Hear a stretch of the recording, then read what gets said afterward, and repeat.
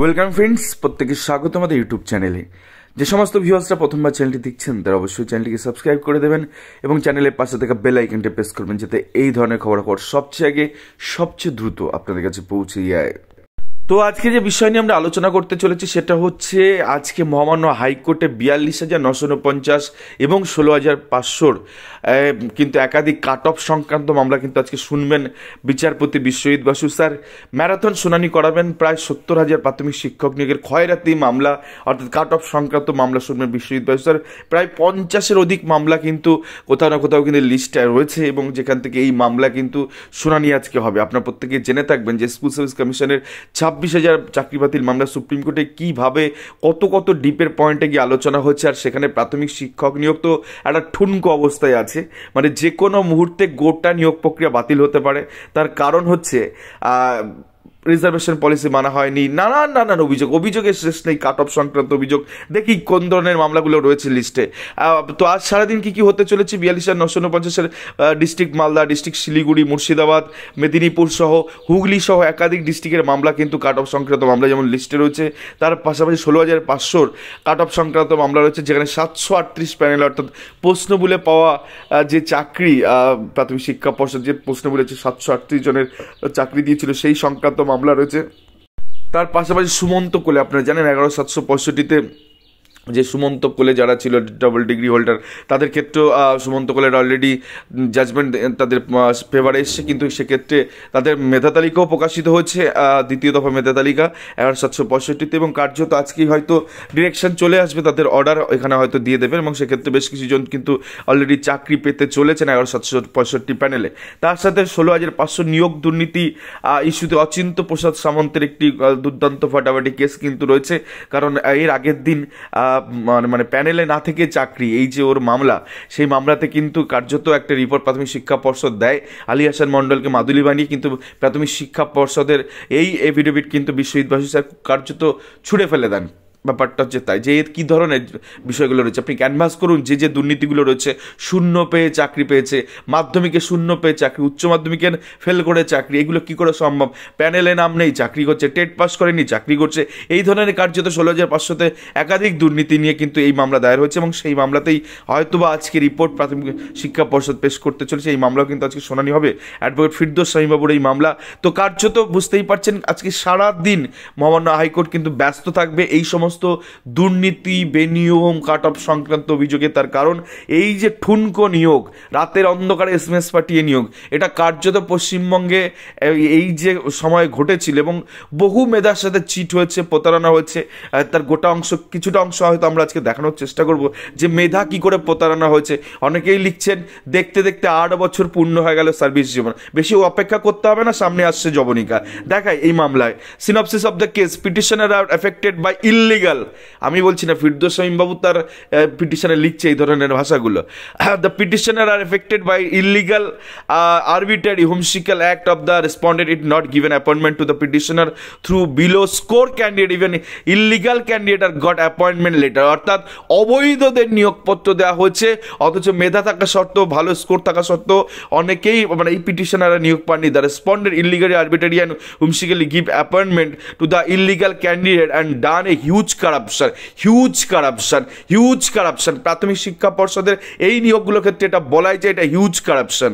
The primary teachers job have been purchased is lieu to the huge amount of money বা the ineligible candidate even fail candidate as a result cause them to loss an opportunity to get appointment assistant teacher, অর্থাৎ পয়সার বিনিময়ে চাকরি বিক্রি হয়েছে, কার্যত এমনটাই দাবি করছেন ফিরদৌস শামীম-বাবু তার এই সিনপসিসের ক্ষেত্রে আমরা দেখতে পাচ্ছি।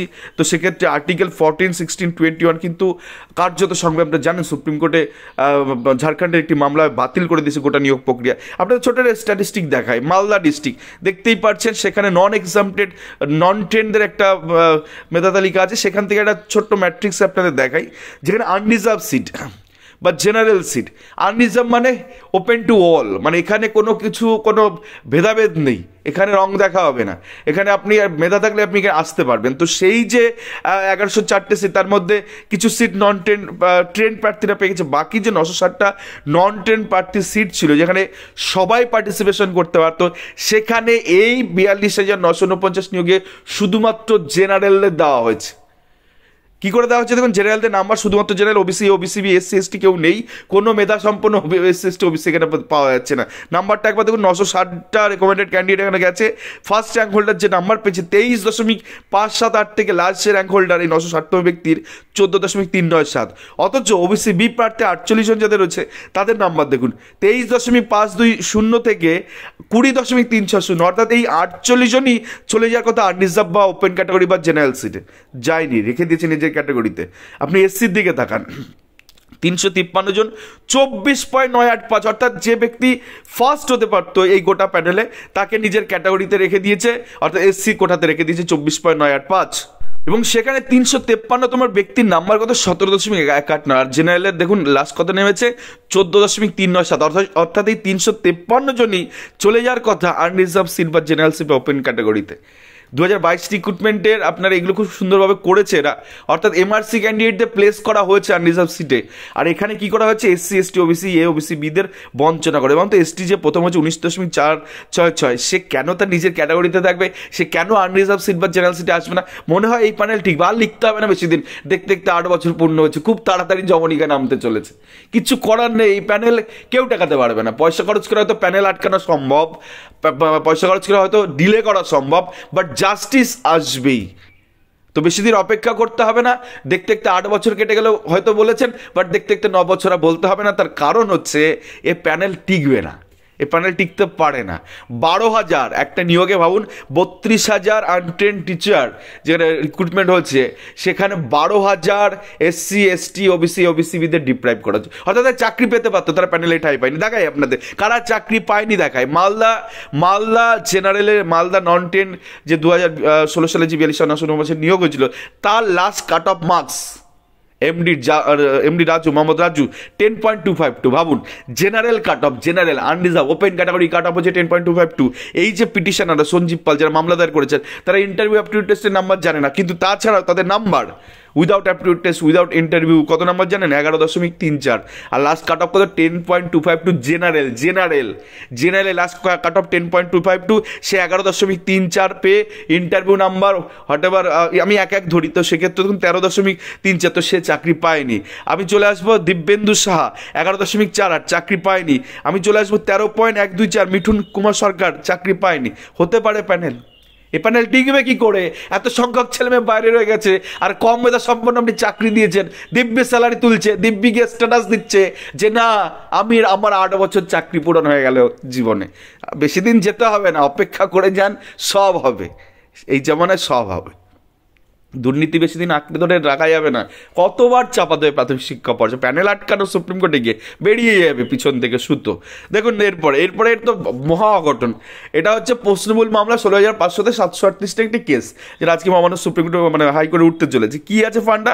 দেখুন একজন ওবিসি মানে ক্যাটাগরি তো আপনারা জানেন 82 বা 83 পাস, তখন 83 ধরা হয়েছিল, পরে 82 পাস, নাকি 83 ধরা হয়েছিল, পরবর্তীতে 82 পাস। এখন বিষয়টা হচ্ছে যে ধরুন কোনো একজন সে যদি প্রশ্নমূলে কেউ চাকরি পায়, তার মানে সে ফেল করেছে টেটে, তো তার নাম্বার হয় 81 হবে, তার সাথে যদি 6 নাম্বার যোগ করা হয় সেটা ম্যাক্সিমাম 87 হতে পারে।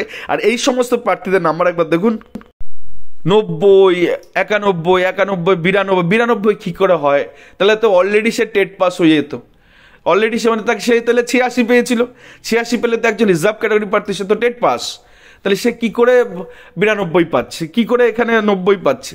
অসম্ভব ব্যাপার। মানে সে তো যদি 90 হতে তাহলে কিন্তু 84 পেয়েছিল, আর 83 পেলে আমরা ধরে নিলাম সেই সময় যদি হতো 83 পেলে সে ক্যাটাগরিতে সে কিন্তু টেট পাস। তাহলে এই সমস্ত প্রার্থীরা কী করে টেট প্রশ্নগুলো 6 নাম্বার থেকে অতিরিক্ত নাম্বার পেয়ে 2-3 নাম্বার বেশি পেয়ে তারা প্যানেলভুক্ত হলো 738 16,500-তে।